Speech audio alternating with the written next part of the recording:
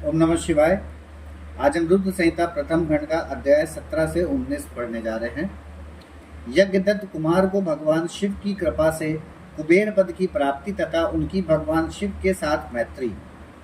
सूत जी कहते हैं, मुनीश्वरों, ब्रह्मा जी की यह बात सुनकर नारद जी ने उन्हें विनय पूर्वक प्रणाम किया और पुनः पूछा, भगवान भक्त वत्सल्य भगवान शंकर कैलाश पर्वत पर कब गए और महात्मा कुबेर के साथ उनकी मैत्री कब हुई?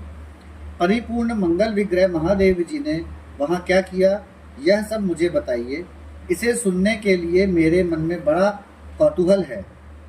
ब्रह्मा जी ने कहा, नारद सुनो, चंद्रमौली भगवान शंकर के चरित्र का वर्णन करता हूँ।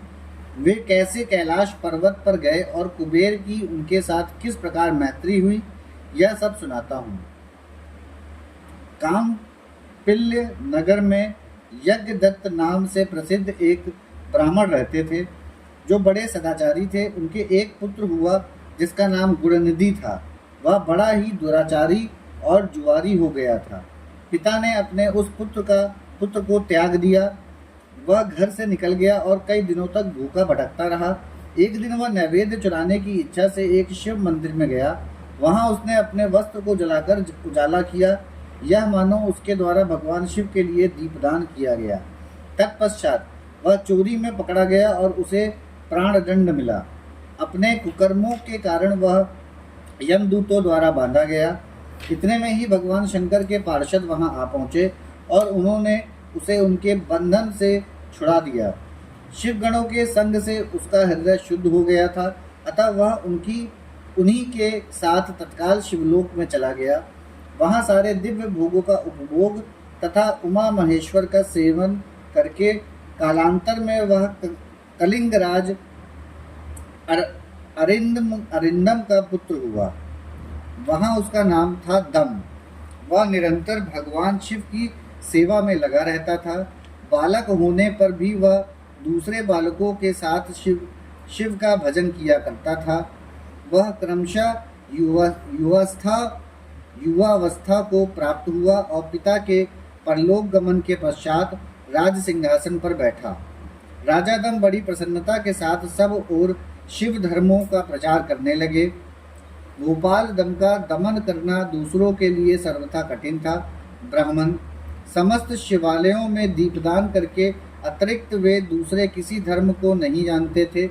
उन्होंने अपने राज्य में रहने वाले समस्त ग्रामाध्यक्षकों को बुलाकर यह आज्ञा दे दी कि शिव मंदिरों में दीपदान करना सबके लिए अनिवार्य होगा।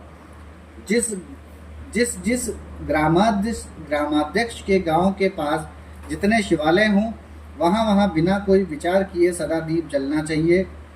आजीवन इसी धर्म का पालन करने के कारण राजा दम ने बहुत बड़ी धर्म संपत्ति का संचय कर लिया।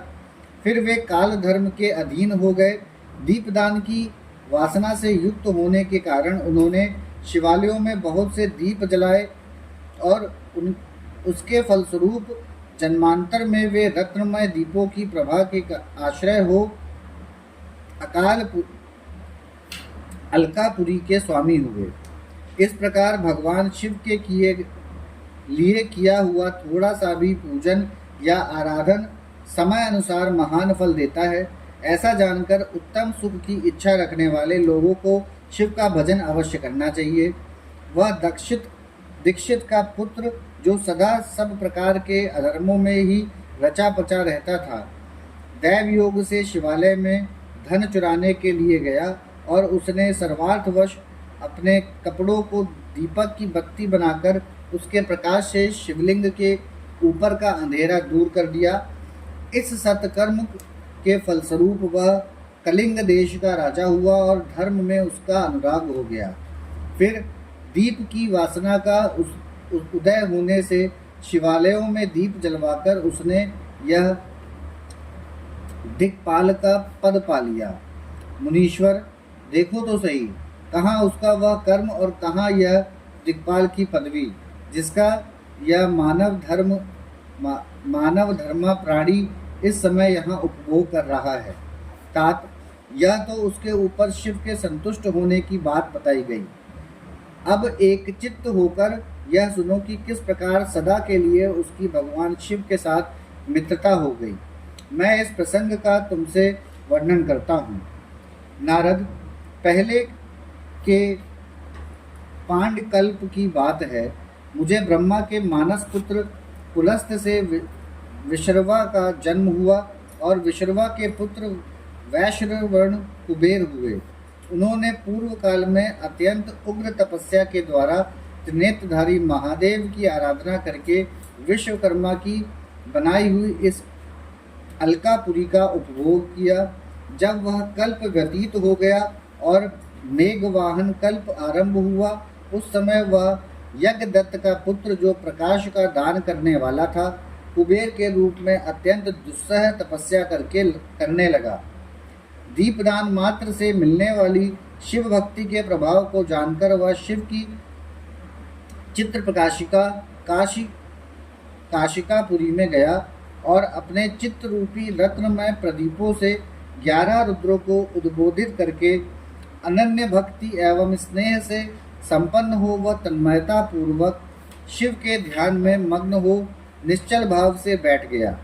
जो शिव की एकता का महान पात्र है, तप रूपी अग्नि से बड़ा हुआ है, काम क्रोधादि महाविद्वेष विघ्न रूपी पतंगों के अज्ञात से शून्य है, प्राण निरोधी रूपी वायु शून्य स्थान में निश्चल भाव से प्रकाशित है, निर्मल दृष्टि के कारण स्वरूप से भी निर्मल है तथा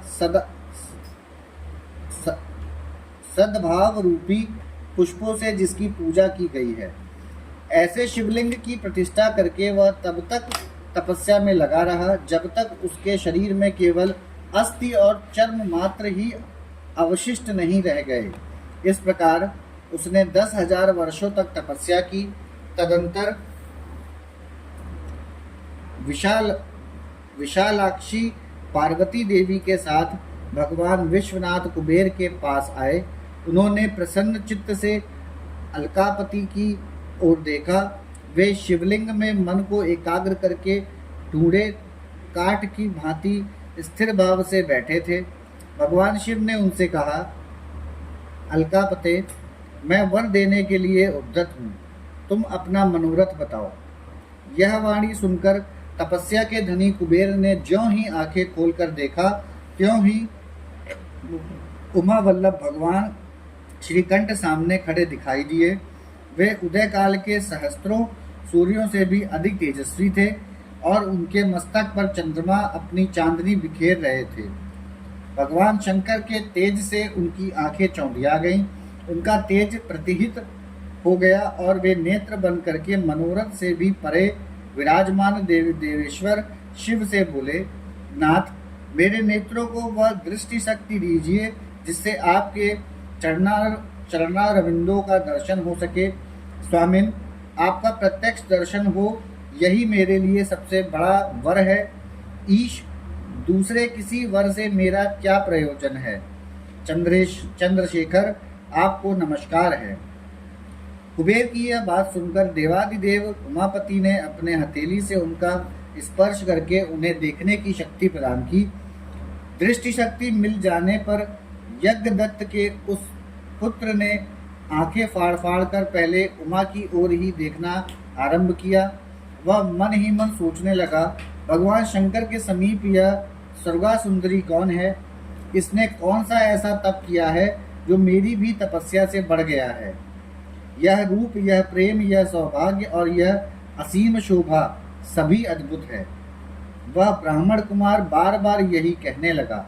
जब बार बार यही कहता हुआ वह क्रूर दृष्टि से उनकी ओर देखने लगा, तब वामा के अवलोकन से उसकी बाईं आंख फूट गई। तदंतर देवी पार्वती ने महादेव जी से कहा, प्रभु, यह दुष्ट तपस्वी बार बार मेरी ओर देखकर क्या बक रहा है? आप मेरी तपस्या के तेज को प्रकट कीजिए। देवी की यह बात सुनकर भगवान शिव ने हंसते हुए उनसे कहा, उमे, यह तुम्हारा पुत्र है। यह तुम्हें क्रूर दृष्टि से नहीं देखता, अपितु तुम्हारी तप संपत्ति का वर्णन कर रहा है। देवी से ऐसा कहकर भगवान शिव पुनः उस ब्राह्मण कुमार से बोले, वत्स, मैं तुम्हारी तपस्या से संतुष्ट होकर तुम्हें वर देता हूँ।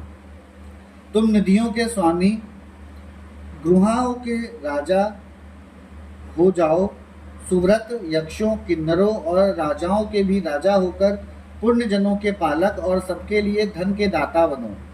मेरे साथ तुम्हारी सदा मैत्री बनी रहेगी और मैं नित्य तुम्हारे निकट निवास करूंगा। मित्र, तुम्हारी प्रीति बढ़ाने के लिए मैं अलका के पास ही रहूंगा।